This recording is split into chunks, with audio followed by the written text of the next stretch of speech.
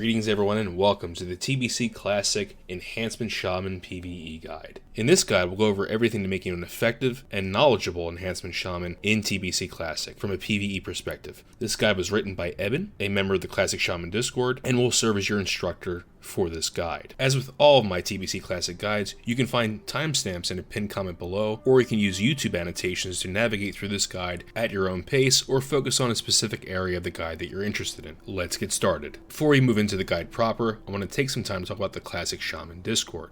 I myself, Melderon, am a co-founder of the Discord, and our overall goal is to create a place or home for all Classic WoW Shaman, whether it be from Classic Vanilla or Classic TBC. We have over 18,000 members, and we have experienced and professional moderators and Shaman trainers that are there for you to answer any questions you may have concerning Shaman, regardless of your spec or the area of the game you're most interested in. We have discussion on spec-specific strategy, theorycraft, leveling, and play improvements. And you can bother both me and Eben whenever you want. There will be a link to join the Classic Shaman Discord in the description. Once you click that link, you'll see the README channel, and in that channel you'll see a post that you can react to. There are 3 different reactions, one for Classic Vanilla, one for Classic TBC, and one for Classic Wrath of the Lich King, which of course is still under development. But depending on which of those emojis you click on, it'll open certain parts of the Discord. So if you're just interested in TBC Classic, just click that one, and if you're interested in all 3, you can do that as well. It's totally up to you. I highly recommend anyone who's playing Shaman in any capacity to join the Discord and become part of the community. Let's now move into the table of contents for this guide. We'll be covering a lot. Everything from race selection, enhancement spells and totems, talents, weapon imbues, rotation and spell priority, totem twisting, threat, stats and gearing,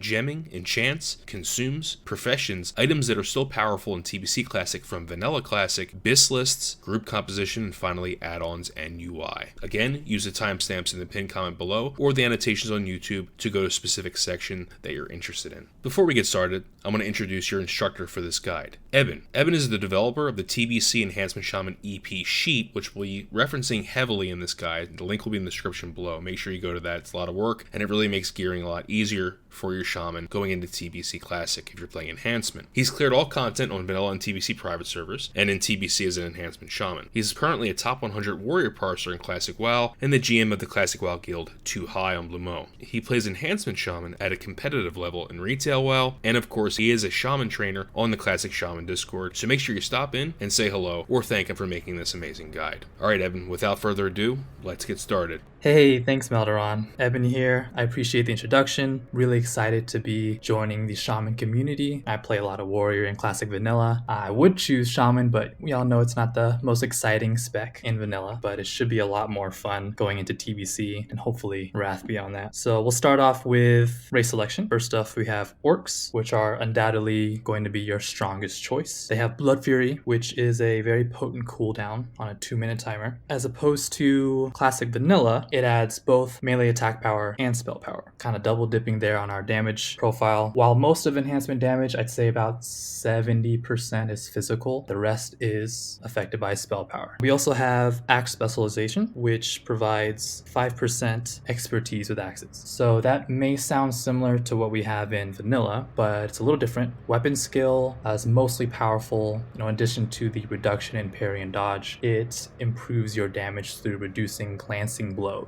But that's not the case in TBC. Expertise is just straight up parry, block, and dodge. As a melee DPS, especially on bosses, you generally want to be standing behind the boss, so it's just dodge that you're worried about, and that's what expertise helps with. They're really the only race here that offers that perk. For the PvPers out there, additional stun resistance from hardiness, which is nerfed compared to Vanilla, but still good to have. Next up, we have Trolls, and their cooldown is Berserking, which is on a 3-minute cooldown, as opposed to Blood Fury's 2 minutes, which doesn't quite sync up as well with your other cooldowns, like 2 minutes on Haste Potion, 2 minutes on Shamanistic Rage. Those type of things pair really well with Blood Fury. Berserking, 3-minute cooldown, still strong. Haste is actually a great stat in TBC, but just a little less powerful than Blood Fury. Also, they have Regeneration, which might help save yourself, because there's a lot of unavoidable rage raid damage in TBC. So much so that on private servers like Endless, kind of acts as a gear check or a stat check. If you don't have X amount of health, you're probably dead. But if you're regenerating some of it, or a little bit extra, you might survive. Not something to really worry about. Next up are Taurens, one of my personal favorite races, but they're not quite so strong in PvE, unlike their Orc and Troll counterparts. They have War Stomp, which PvPers know to be very strong, but minimal usage in raid settings. You generally don't need to do a CC on an AoE pack. Usually that's already taken care of, but the 5% bonus health from their endurance passive might allow you to opt for that piece of gear that has no health on it at all and go for a little more damage. It'll kind of depend on the difficulty of the boss fights and the encounters in classic TBC. Last couple racials, not really impactful in PvE. We got Cultivation for Herbalism, but we're pretty profession locked as Enhancement Shaman, which we'll talk about later. Probably doesn't factor in, and Nature Resistance might have its use on the odd boss, but not very useful for PvE damage. Next up, Draenei, the only race we can choose on Alliance side.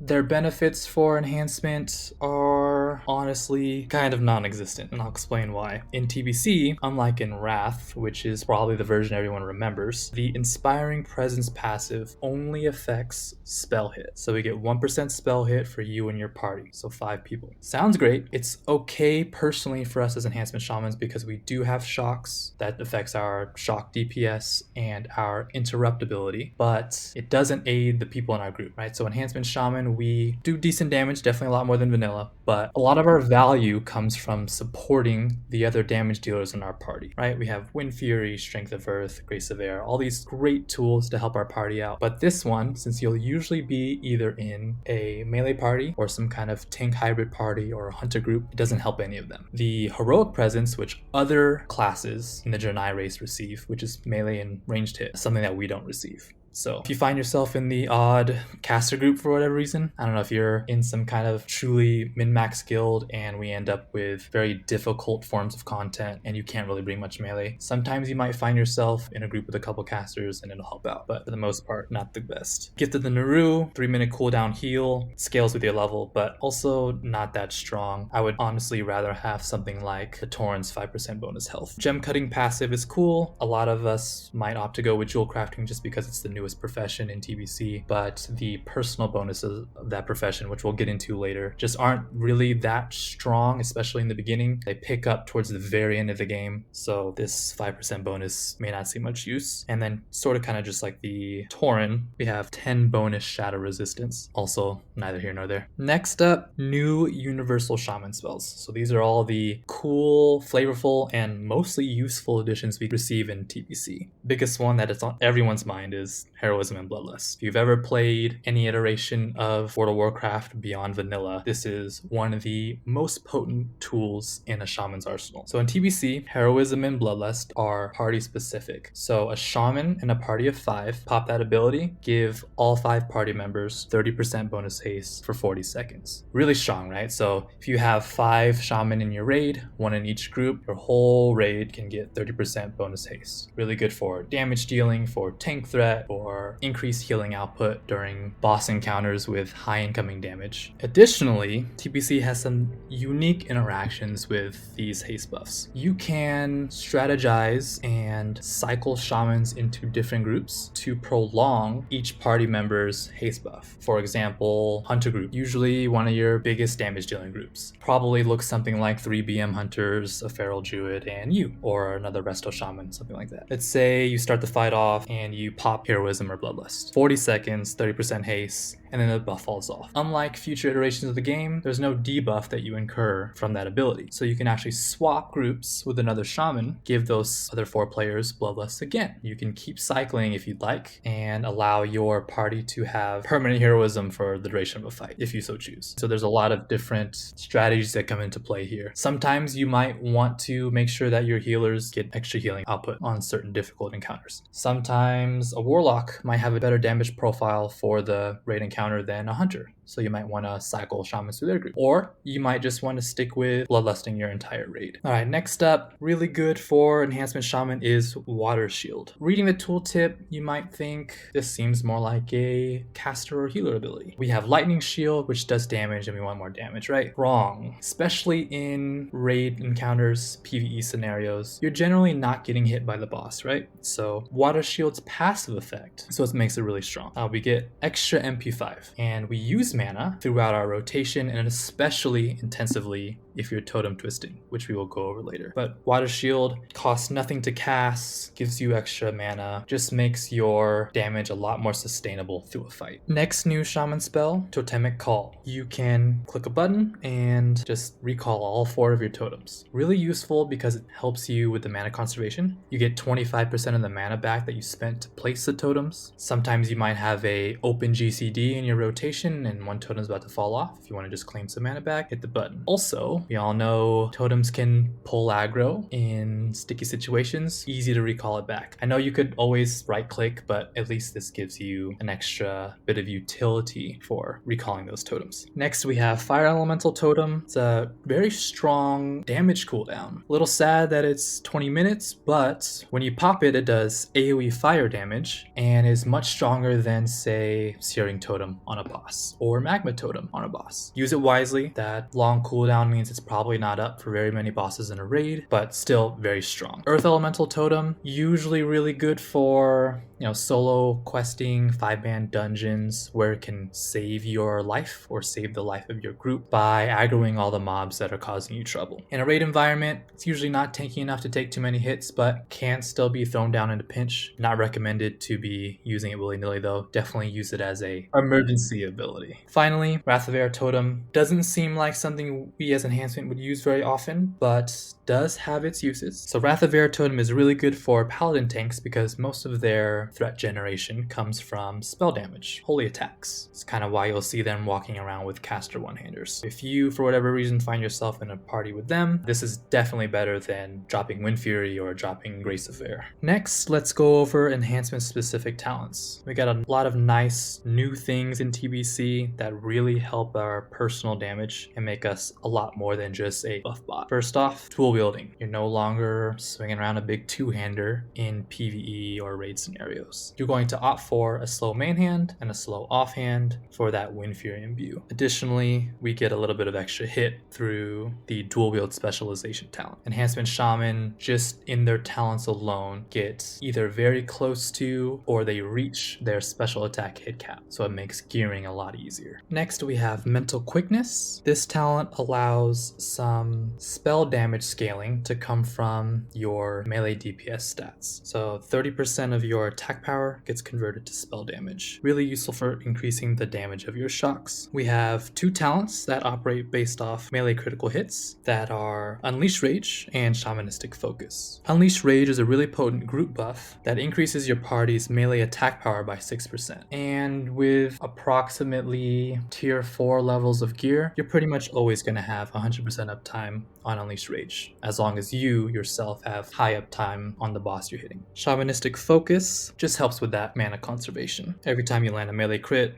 your next shock costs 60% less. You'll notice this talent's effectiveness when you're Totem Twisting for sure. Last new talent that's really important, Shamanistic Rage. Shamanistic Rage is a on-use ability with a 2-minute cooldown that reduces the damage you take by 30%, which in PvE situations might not be used very often. Could be a nice reaction to pulling threat, but this ability is more useful for the mana regeneration. Shamanistic Rage is an integral part of your DPS rotation because there are times where you will run out of mana. You pop this ability, gives your melee attacks a chance on hit to regenerate mana, and if you are smart about its usage, combine it with a haste potion on the same cooldown or use it during a heroism window. If you can manage it before you go then you'll see your mana bar shoot back up. And this is the most important ability to keep your Totem Twisting alive. We have Spirit Weapons, which reduces the threat you generate by 30%. Extremely useful. One of the most important talents in the whole tree, because as Enhancement Shaman, you generally are quite threat capped, especially in the beginning of a boss fight or just sustain throughout. Your threat without this talent will just be too much for most tanks to handle. Additionally, Spirit Weapons activates your chance to parry attacks. Now, if you're PvPing or fighting mobs where you have aggro, could help save your life. And lastly, for the important talents, we have Enhancing Totems, which increases the Strength and Agility bonus from your Strength of Earth totem and Grace of Air totems by 15%. Really powerful because it's useful not only for yourself, but for the rest of your group. And that 15% bonus equates to about 13 Strength and 12 Agility from your totems. Very strong, and with the tier 4 set bonus, this talent further improves your tier 4. So we've gone over all the important talents already. Here on screen is what your base enhancement spec will look like. 45 points in enhancement, and then we got a couple options for restoration or elemental. The recommended subspec is restoration. It's recommended because it has the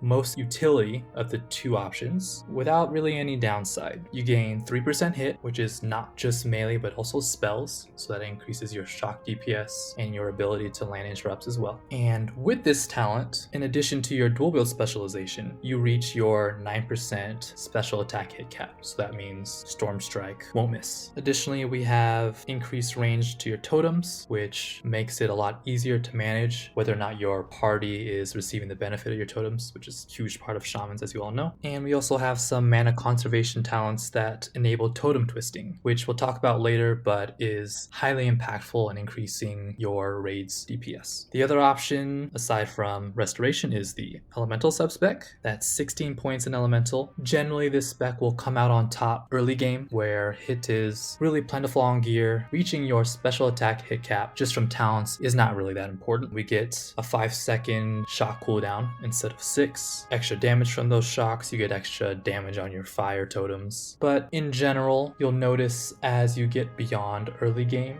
the personal DPS from the two specs will generally stay about the same. So you're giving up quite a bit of utility to go for this spec, maybe not receiving too much in return. Shaman and TBC have 4 different weapon imbues at their disposal: Wind Fury, Flame Tongue, Rockbiter, and Frostbrand. But only Wind Fury and Flame Tongue are relevant DPS options. Wind Fury weapon favors slow, hard-hitting weapons and is most likely to be our only option in TBC for both main hand and offhand. Flame Tongue weapon is only really an option early game if you happen to receive a very strong fast weapon to be used in your offhand compared to whatever weaker weapon you got while leveling it. In that case, you would imbue that offhand with Flame Tongue and still Wind Fury weapon on the main hand. Something I'd like to add about Wind Fury weapon imbue is that in TBC, unlike Vanilla Classic, there is a 3-second internal cooldown for this imbue. What that means is you cannot proc Wind Fury more than once in a 3-second window. So what that means is, in plain English, is if your weapon's swings are shorter than 3 seconds, that weapon cannot proc Wind Fury more than once in a 3-second window. This is something to keep in mind. There's no way to get around this. In very early TBC and live TBC, you could put multiple ranks of Wind Fury imbue to circumvent this ICD. That was fixed very, very quickly in TBC's lifetime. Also, people may think that since the Wind Fury totem itself doesn't have an ICD, you can imbue your main hand with Wind Fury totem to circumvent the ICD. But remember, Wind Fury totem only provides 1 extra attack with less bonus attack power. Despite that Wind Fury ICD, double Wind Fury imbue will produce the most DPS throughout TBC Classic and should be used in all PvE settings. I say this just so you know, coming in from vanilla, if you weren't aware of the ICD, that it does exist in TBC. Alright, now let's get into our rotation and spell priority. First off, you want to make sure that you maintain uptime on all your totems. For Earth, we got Strength of Earth, that's plus strength to your group. Air, depending on your group composition, that could be Wind Fury, that could be Grace of Air, or it could be Wrath of Air, or you might even Totem Twist. For water, you're almost always using Mana Spring Totem. Even though the other members in your party usually won't have mana bars except for maybe a Ret Paladin, this is really important for helping your mana sustain. And Fire Totem, Searing Totem on single target, Magma Totem on AoE situations, pretty easy. But in general, you just want to make sure these don't fall off, especially those buff ones. Next up after totems, we have Flame Shock. You want to make sure that damage over time effect is always on your target. If you're in a situation where it's AoE, you want to make sure that Flame Shock dot is up on multiple targets for the most damage output. output. Then you want to make sure that you Storm Strike on cooldown, and in single target situations, you'll Earth Shock on cooldown to fill in gaps where your Flame Shock is still up, or like mentioned earlier, Flame Shock in AoE situations. Shamanistic Rage comes last. That's when you'll be looking to regenerate mana if you're close to going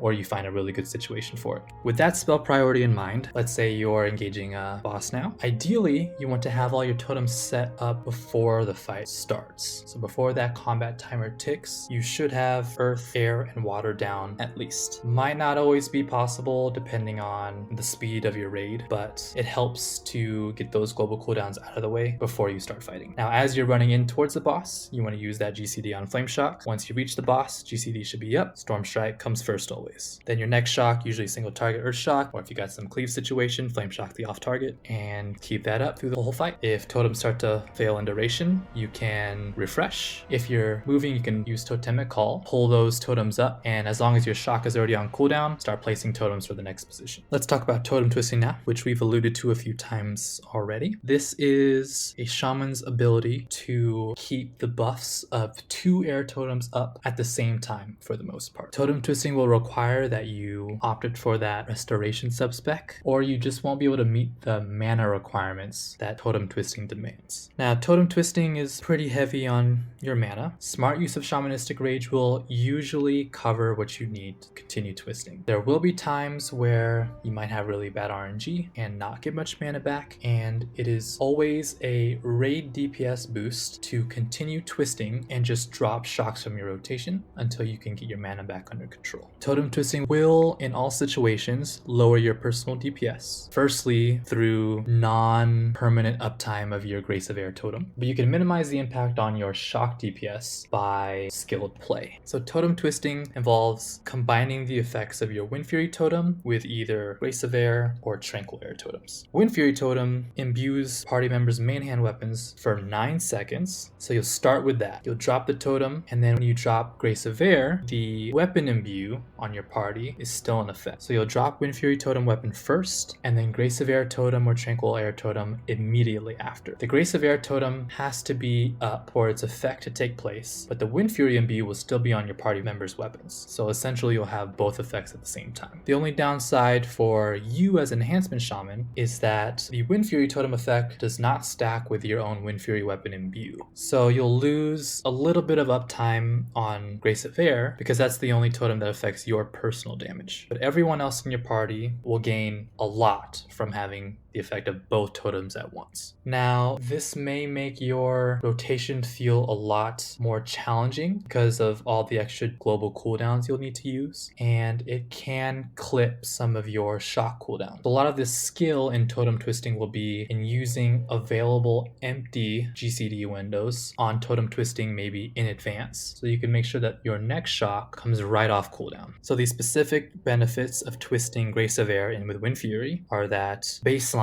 not including kings and enhancing totems, warriors, paladins, druids, and shaman all gain around 3% melee crit. Rogues and hunters around 2% crit. Rogues, druids, and hunters just under 80 attack power, and warriors, rogues, and more importantly, hunters just over 150 attack power. Now, we've already talked a little bit about this, but threat is an issue for Enhancement Shaman. Enhancement Shaman played well are generally one of the most threat cap DPS you'll have in your raid. A lot of this comes from the RNG and bursty nature of Wind Fury, especially in the beginning of a fight. If your tank has only gotten a couple swings in on the boss and your first attack procs Wind Fury, it's going to be a lot of burst threat coming your way. Fortunately, we have a couple ways to mitigate this threat. One of them is Blessing of Salvation. That should be the paladin blessing you prioritize the most. Of course, we get that 30% threat reduction from our talents, which helps. Even with the two of these things, you still may need to be careful at the start of a boss fight. In addition, the threat from our sustained DPS can be quite high. You may notice yourself riding right under the tank, and as the fight goes on, your threat slowly creeps up towards him. And so in these situations where you feel threat cap, the first thing you should do is drop shocks from your rotation. Once threat gets under control, add the shocks back in. Alright, let's get into stats next. First off, those primary attributes. 1 strength converts into 2 AP. Pretty easy. 25 agility equals 1% melee crit. That means 1 agility equals 0.04% melee crit. Intellect will give you some minor amount of spell crit, but the ratio is not favorable, and so usually that effect effect on your DPS isn't really considered when looking at gear pieces. Expertise is one of our new stats in TBC. We talked about it a little bit earlier, but it's different from weapon skill. It has nothing to do with glancing blows. It does reduce your chance to be dodged, parried, and blocked. But of course, as a melee DPS, you're opting for standing behind the boss so that your attacks can't be parried or blocked. So expertise pretty much just means dodge reduction from your melee hits. It functions differently from all the other secondary stats in that partial expertise skill does nothing for you. So on gear pieces, you'll find expertise rating, which converts to expertise skill. And if your expertise skill is 5.3 or 5.8, that means your effective expertise in combat will just round down to 5. 22.4 expertise skill would be required to remove all chance to be dodged. This is what we refer to as our expertise cap. But like I said, only whole points are considered, so you need to reach 23 expertise. That expertise cap would be converted to requiring 91 expertise rating from gear. So in TBC, we still have hit rating. 15.8% hit rating converts to 1% melee hit. We talked about your 9% melee hit soft cap for your special attacks like Storm Strike. And of course, since we're dual wielding, we have that extra chance to miss with our white auto attacks. That hard hit cap is 28%. So we also spoke about the talents already, but with the restoration subspec, you reach the melee soft hit cap just through your talents. With the elemental subspec, you'll be 3% hit short of your melee soft hit cap, which makes those initial points of hit from your gear more beneficial. For the rest of subspec users, you would need to have 19% hit from gear converted to 300 hit rating to reach that auto attacked hard hit cap. For elemental subspec users, you'll need a little bit more, 22% hit to reach the hard hit cap. So the 28% hard hit cap is not really something that you need to concern yourself with. It just means that hit rating from gear will continue to be useful after you pass the soft hit cap, but it won't be your most useful stat. Spell hit cap functions a little differently. You won't find spell hit rating on any of your enhancement gear because you'll only be wearing gear with physical stats on them. But this does affect us in a way. So boss mobs, who are always 3 levels higher than you, will have a 17% chance for you to miss them with spells. So your shocks will always have a significant chance to miss. You do receive 3% spell hit in addition to melee hit from the Nature's Guidance talent in the Restoration subspec, but that still means your shocks will have a 14% chance to miss the boss. So that means your shock DPS will be a little bit lower than your melee hit chance would suggest. That also means you're a little less reliable on interrupting a boss than the elemental shamans in your raid. So now while 3% spell hit might not seem like a lot, it's actually a significant portion of the remaining chance to miss a boss. Next we have crit, which functions the same as it always has, and you'll need 22.1 crit rating for every 1% crit chance. So another new stat in TBC is haste. For melee users, haste will give us faster white auto attacks by quickening the speed of our weapons. And 15.8 haste rating converts to 1% haste. Last new stat in TBC, armor penetration. You won't see this stat until tier 6 and later, but it's unique in that every extra point of armor penetration makes the previous points more powerful. The more you have of this stat, the stronger it gets. So now we've talked about all of these different stats, but how do we as Enhancement Shaman prioritize them? And this is where we'll get into something called EP values. EP stands for generally equivalency points. An EP system is a system of equivalency points where we are able to weight stats so that we can better understand how valuable they are. A disclaimer for EPs, your EP values will differ from someone else with different gear on. So for example, as you gain crit, your personal EP value for hit may increase compared to someone else's. But the way we have them set up here, EP values were generally calculated with a BiS set of gear per tier, so you know how to gear up in that tier.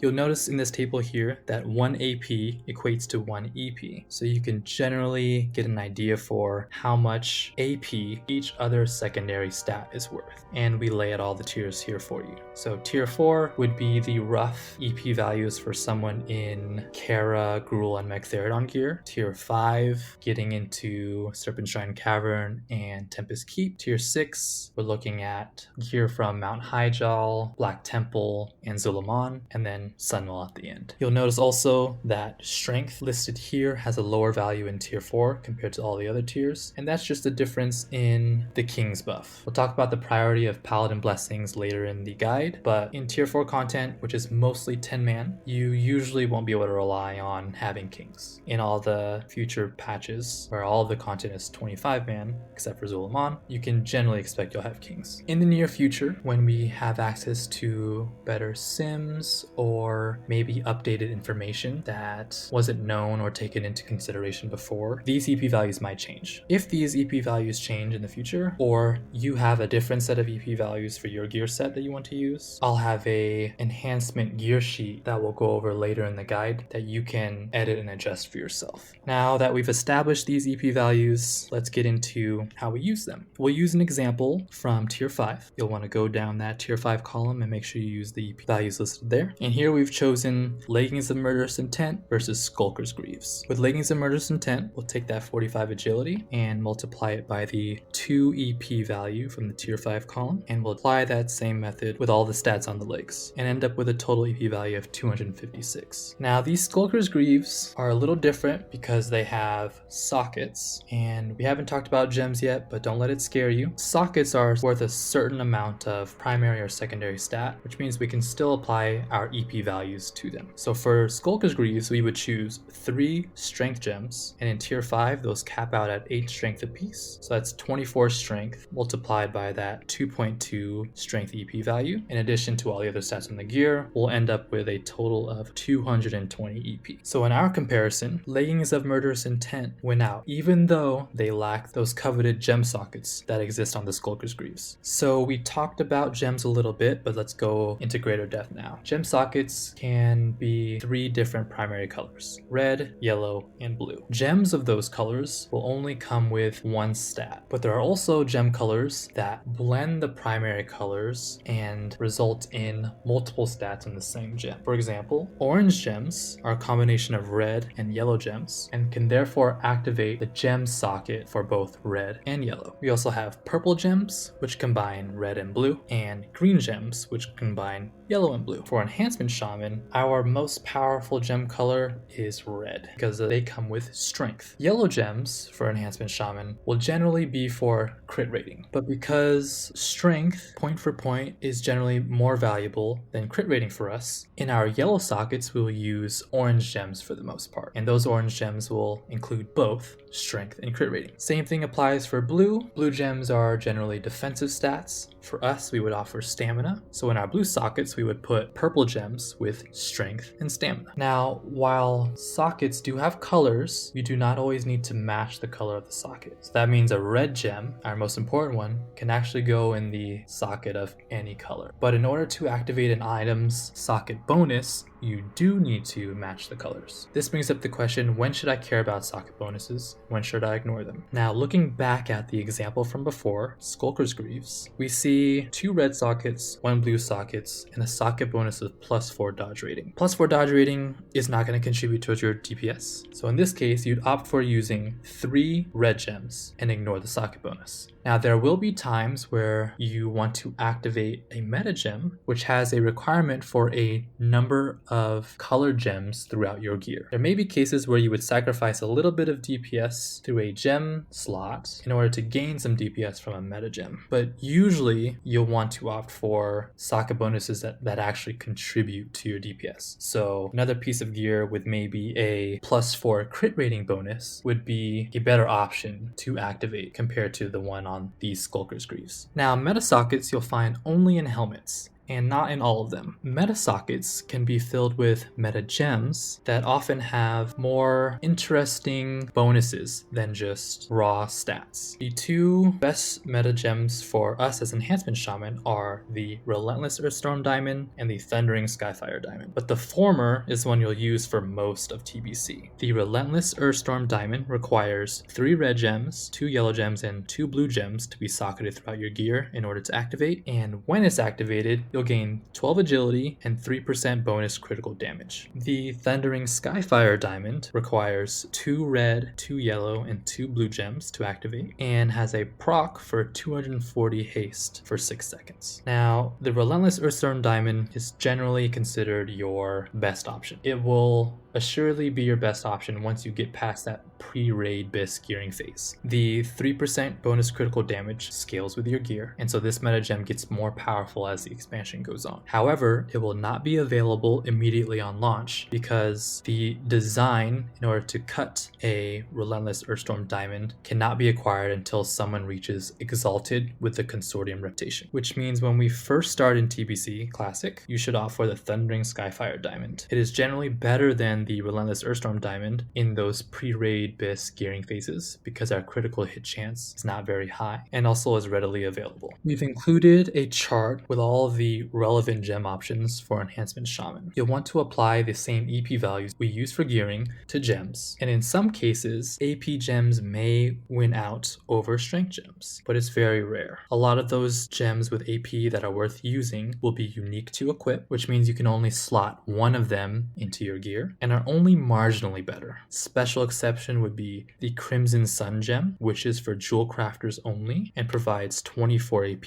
which is better than all of the other strength gems available in the game. Next, let's talk about enchants. Here we've listed all of the optimal enchants to use on your gear. For weapons, our best enchant is Mongoose in both the main and offhand. It provides a proc for 120 agility and 2% haste for 15 seconds. Our second best weapon enchant would be Crusader, which provides 60 strength for 15 seconds, which is down from the 100 strength that level 60 players received in Classic Vanilla. Later in the game, Executioner, which provides 120 critical strike rating per 15 seconds, becomes better in our main hand, but only when we get around 600 armor penetration from our gear. So we're talking in Sunwell. For the most part, in the majority of the game, you'll be running that Mongoose enchant on both weapons. For our helm, the best enchant is Glyph of Ferocity for 34 AP and 16 hit rating. So our best shoulder enchant is actually from Vanilla Naxxramas, dropping off of Sephiron, and that's the Might of the Scourge, which provides 26 AP and 14 crit rating. However, the difference is not large, so for the most part, at least on non-BiS pieces of gear, you can opt for the Alder and Scryer shoulder enchants. The Alder provides us with Greater Inscription of Vengeance for 30 AP and 10 crit rating, and the Scryers provide us with Greater Inscription of the Blade for 20 AP and 15 crit rating. Now, based on those EP values we showed above, the Alder enchant is almost always better, except for in tier 5, and generally scales the best with gear. For our cloak, we'd want to use the Greater Agility enchant for 12 agility, or more likely, the Subtlety enchant from Classic Vanilla that reduces our threat by 2%. For chest, exceptional stats, which is plus 6 stats all around. For the bracers, Brawn for 12 strength. Gloves, Major Strength for 15 strength. Legs, Nether Cobra leg armor for 50 AP and 12 crit. Boots, Cat Swiftness for 8% movement speed and 6 agility, which is essentially 6 agility plus the enchant boots minor speed from Vanilla. And if you're an enchanter, feel free to slap 4 stats on those rings. Now we have consumables. They function a little differently than they did in Vanilla, specifically how our elixirs work. There is now a designation between battle and guardian elixirs, and you may only have one of each active on you at any one time. Now on the slide, we've listed all of your best options for each consumable slot. For flask and battle elixirs, your general use best option will be the Flask of Relentless Assault for 120 AP. And just like in Vanilla, it persists through death. However, in situations where you're fighting demons, the Elixir of Demon Slaying providing 265 AP is obviously better, but it does only last for 5 minutes. Going back and forth between Elixir of Demon Slaying and Flask of Relentless Assault may be expensive, so it's up to you how you want to min-max your Flask and Elixir usage. For food, we have the Roasted Cleft Hoof, which provides 20 strength and 20 spirit for 30 minutes, better than all the other available food buffs. For your potion cooldown, we will be using haste potions quite often, and these potions are generally your biggest cost when it comes to consumables. Some fights are long, and there are many fights in a raid, and you essentially want to be using these liberally as a DPS cooldown because they provide 400 haste for 15 15 seconds and sync up really nicely with something like Shamanistic Rage. And the final consumable category are drums, which are a new consume introduced in TBC that require leatherworking to craft and use. There are a few different kinds, but the one most relevant to us as Enhancement Shaman are the Drums of Battle, which provide 80 bonus haste for 30 seconds. Now, in classic TBC, I think we're all hoping for a nerf to these drums so that they don't become another engineering-like profession where it's required for the sweatiest of raids. Because it is possible, without that nerf, to chain 4 separate Drums of Battle together for a permanent 100% uptime of that 80 haste rating bonus. Now, even in the absence of a drum nerf, not every single member of a raid will need to be leatherworking. Only 4 drums are required for permanent uptime, which means 4 out of 5 members of a party would want leatherworking. That means in a 25-man raid, 5 players can get away without it. Drums lead us nicely into professions. I did mention earlier that as an Enhancement Shaman, you can feel profession locked, and that's mostly because of blacksmithing and leatherworking. If Tinnitus, which was originally introduced in Wrath of the Lich King as a nerf to drums, is not present in classic TBC, most shaman will want to be leatherworking because obviously we care about DPS, and drums are a great boon to that, but also as shaman we can craft some strong bind-on pickup leather and mail pieces. But even more important than leatherworking for us is blacksmithing. Crafted blacksmithing weapons are extremely powerful and will usually last you until Sunwell, which is the last raid tier for all of TBC. So that means the weapons that you can begin crafting at launch and then upgrade as you progress through the tiers are powerful enough that every Enhancement Shaman should opt for blacksmithing. Next we have engineering, which is mostly notable for the crafted helms that are available.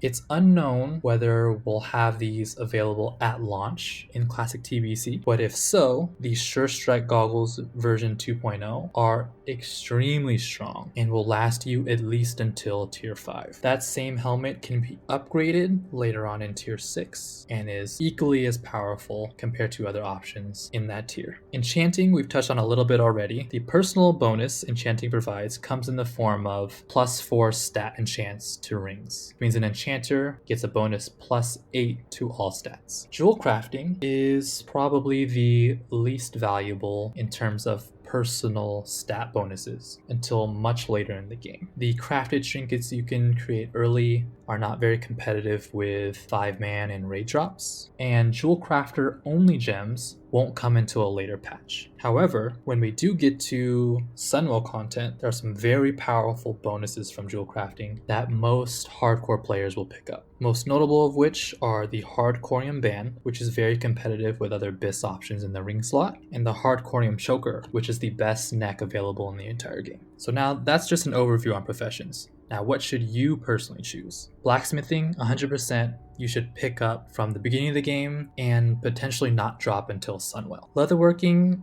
if Tinnitus is in the game, nerfing the effective drums, is still strong, especially early, but falls off late game. So it might be a good pickup to craft pre-raid BiS pieces of gear, but in the future, you would almost certainly drop that profession. If Tinnitus is not in the game, leatherworking essentially becomes mandatory for any hardcore raid environment. Enchanting is unique in that you can enchant rings with +4 stats, drop the profession, and still have the enchant active on your gear, which means you may see players with lots of wealth picking up and dropping enchanting throughout the expansion. So let's say you're trying to maximize your damage output throughout the entire expansion. In the beginning, you would offer blacksmithing and leatherworking if Tinnitus is not in the game. If Tinnitus is in the game, you would most likely go for blacksmithing and engineering. Now, enchanting is unique in that you can enchant your rings, drop the profession, and still have that enchant active, which means you might opt for going blacksmithing and enchanting in the beginning until you get your BiS rings for tier 4 or tier 5, depending on how they roll out the content patches. Enchant your BiS rings, drop enchanting, and pick up something like engineering. And then when we get closer to the end of the game, when you are able to replace your blacksmithing weapons, which essentially happens only in Sunwell, you can drop blacksmithing and pick up jewel crafting for the then BiS options for rings and neck. So now let's get into gearing options. Melderon has provided a link to my 2.4.3 enhancement EP sheet, which ranks pretty much every item from the beginning of the game to the end of tier 5, in addition to some items from classic vanilla. Some of those strong vanilla classic items are listed here. The ones that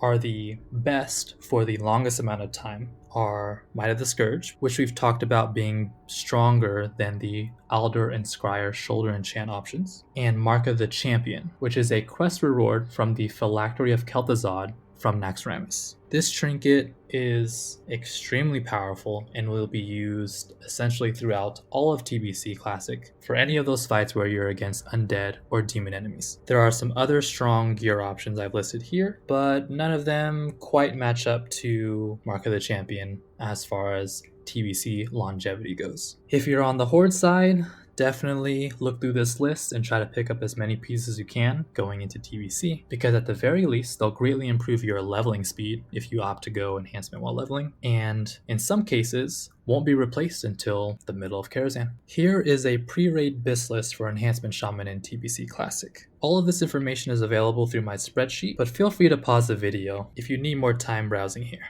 We also have BiS lists for Tier 4 and Tier 5, but again, all of this information is available through my spreadsheet, link in the description. Now, what should we do for BiS lists beyond Tier 5? As we mentioned earlier, your EP values will change drastically as your gear changes. By Tier 6, we should have a functional and hopefully sophisticated simulator for Enhancement Shaman DPS, and that will without a doubt provide better information for your gearing options than an EP sheet could. Once a good enhancement DPS simulator does come, Melderon will be sure to update you guys about it. Now we have group composition and raid buffs. We touched on this a little bit earlier, but there are some cool synergies that we didn't get into that I'll talk about now. Enhancement we know provides great utility to the raid, so you might wonder which group is best for us. Enhancement Shamans provide the most benefit to melee groups, first and foremost. That melee group will likely include at least one warrior tank, sometimes two. But in general, Enhancement Shaman should be primarily in the groups that benefit the most from Wind Fury. So warrior tanks, combat, sword rogues, fury and arms warriors, retribution paladins, they all benefit greatly from our Wind Fury totem and, of course, our Totem Twisting. Hunters also gain a lot of benefit from Enhancement Shamans, just not quite as much as melee do. The optimal hunter group is generally 3 hunters, at least 2 of which are Beast Mastery, but usually there'll be 3 Beast Mastery at least until endgame, in addition to 1 Feral Druid, generally a tank, and an Enhancement Shaman. Hunters, of course, gain a lot of benefit from our Grace of Air totem, which is improved compared to other types of Shaman, as well as our Unleashed Rage talent, which provides melee attack power to their pets.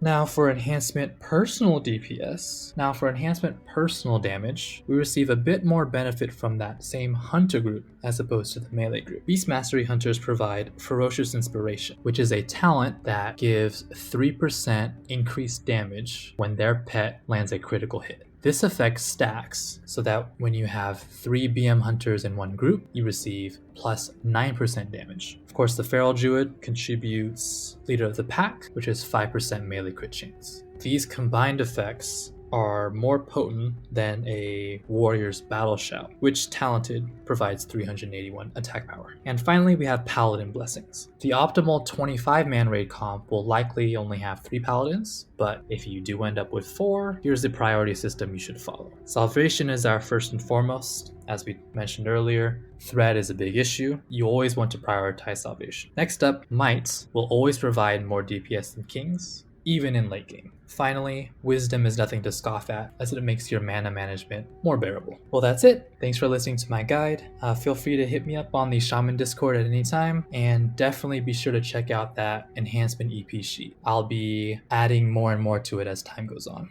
Thanks so much, Evan. This was an amazing guide, and I really appreciate the hard work and dedication that you put into this guide. We're going to wrap this guide up talking about user interface, add-ons, and weak auras. A Shaman's UI is crucial in adapting quickly to a fluid raid environment. This is a picture of an elemental shaman, Egregious, in Magtheridon's lair. As you can see here, raid frames are centered and below the character frame. All relevant information, health, mana, totems are in the direct plane of view in the center of the screen, as well as the boss's health, and the action bar is minimized on the bottom of the screen, leaving it plain and an unobstructed view of the entire encounter. I highly recommend this type of user interface for a shaman playing in PvE. It's important to see where people are standing, where the boss is, and any mechanics that may be coming your way. Important things like cooldowns, totems, and raid frames should be in your direct plane of vision and not in your peripherals. Having a good UI is just as important as having high skill. If you have high skill and a poor UI, you can significantly decrease your raid effectiveness with a poor UI, as it can severely decrease your reaction time. Now, it kind of goes hand in hand with UI or add-ons and weak auras. By this point, unless you're new to Shaman, you should know the importance of the following add-ons. A clear and concise raid frames, as we discussed in the previous slide, totem timers to track your totem uptime, weapon rebuff reminders. In Enhancement Shaman, this is very important. You don't want your weapon buffs or imbues to fall off in the middle of a fight. Make sure they are imbued before the fight. Since they last 30 minutes in TBC, they should not fall off. DPS or HPS add-ons. Now, DPS add-on or HPS add-on is great for, of course, for bragging rights, but you can learn a lot from the encounter by looking at these types of outputs. Why is your DPS so low compared to someone else? Are you missing something? It's important to look at this type of information as you're raiding. Of course, DVM and bigwigs are required for any type of raid setting, letting you know when important mechanics are happening so you can time cooldowns or other abilities. A threat add-on, as Evan said, Enhancement Shaman have a danger of being threat capped. Knowing when you're going to pull off a tank or when you're close to pulling off a tank could save your raid from a wipe. Very, very important to know where you are on the threat table at any moment in combat. Item rack, there's going to be fights that require you to switch trinkets or switch other pieces of gear. Using an add-on to do that instantaneously instead of dragging pieces back and forth is much better. A swing timer for enhancement. Even though you really don't have to time your storm strikes for Wind Fury procs, it's important to know when you're going to be swinging your weapons. And especially in PvP, this is also important. So always have a swing timer if you're playing a melee class. And a Wind Fury totem buff tracker. So this is not your totem timer of the Wind Fury totem, but knowing that everybody in your group has Wind Fury. Now, there already is a weak aura for this. It's called Wind Fury Now. I use it as a Resto Shaman, currently in Vanilla Classic. It lets me know that the melee in my group have Wind Fury and are within range of the totem. It requires those players to also have the weak aura, but if you're playing Enhancement, this is definitely something you should have everyone in your group install so you know that they have Wind Fury. However, TBC itself brings some new mechanics to the table that should be tracked with an add-on or weak aura that weren't in Vanilla Classic. Now, Totem Twisting did exist in Vanilla, but it's not as popular as will be in TBC, especially for Enhancement Shaman. There are weak auras that tell you exactly when to put down your Race of Air and to replace your Wind Fury totem to keep your Totem Twisting up in an efficient manner. I highly recommend getting a weak aura that tracks this and lets you know when to swap your totems. A Water Shield uptime tracker. Water Shield, as Evan stated, is imperative to have on at all times on your Enhancement Shaman so you can be more mana efficient and keep your Totem Twisting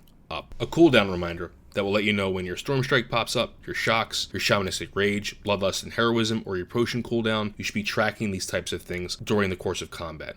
Doom cooldown pulse is one option, but there are many other options including weak auras and tell me when. And finally, a Wind Fury internal cooldown timer. There is eternal cooldown for Wind Fury weapon enhancement that is 3 seconds in TBC Classic. Because of this, you may want to know when your Wind Fury is on cooldown and when it'll come off cooldown. So you can potentially time a Storm Strike if it lines up with that cooldown. If it doesn't, just use Storm Strike on cooldown. But it's still very helpful to know when you're on Wind Fury cooldown. Alright, we've done it. We've gotten to the end of the guide. Thank you so much for listening and watching this guide. There are many other Shaman resources that I highly, highly recommend checking out, including the Classic Shaman Discord, of course, which we talked about in the beginning of the guide. However, if you missed that part, the Classic Shaman Discord is a multidisciplinary collaborative home for all Classic WoW Shaman, regardless of expansion, vanilla, or TBC. If you click in the link in the description below, you'll be invited to the Discord and you'll see the README channel where you can react to the first post and see the type of content you want to see. If you just want to see Vanilla Classic, you react to the first emoji. If you want to see TBC, you react to the second, and we even have a Wrath of the Lich King button. And if you click multiple, you can see multiple parts of the Discord. So I highly recommend going there and learning more about Shaman and TBC from our very talented and very knowledgeable Shaman trainers and moderators. Also, I have a lot of Shaman guides that I've made in the past over the years. The newest one is the TBC Classic Advanced Shaman Guide, where I go through many, many other things for all specs in Classic WoW, Restoration, Elemental, and Enhancement. It's more of a theorycraft guide, but if if you're still new to Shaman, I highly recommend checking that guide out. I also have older guides from Classic Vanilla if you want to learn more about where Shaman came from and where they're going. And we didn't talk about this in the simming section,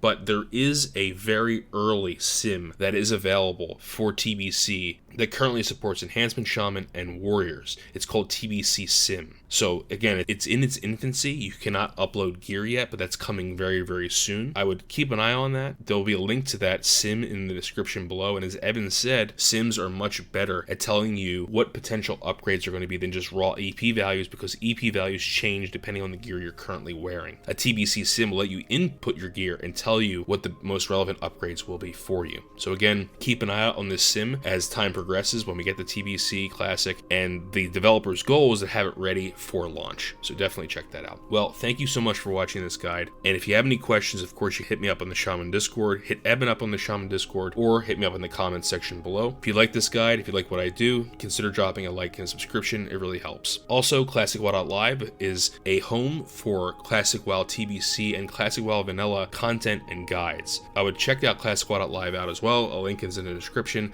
if you're looking for TBC specific guides. Thank you so much for watching. Keep on keybinding and grinding, and peace, my Shaman brothers and sisters. May the ancestors be with you.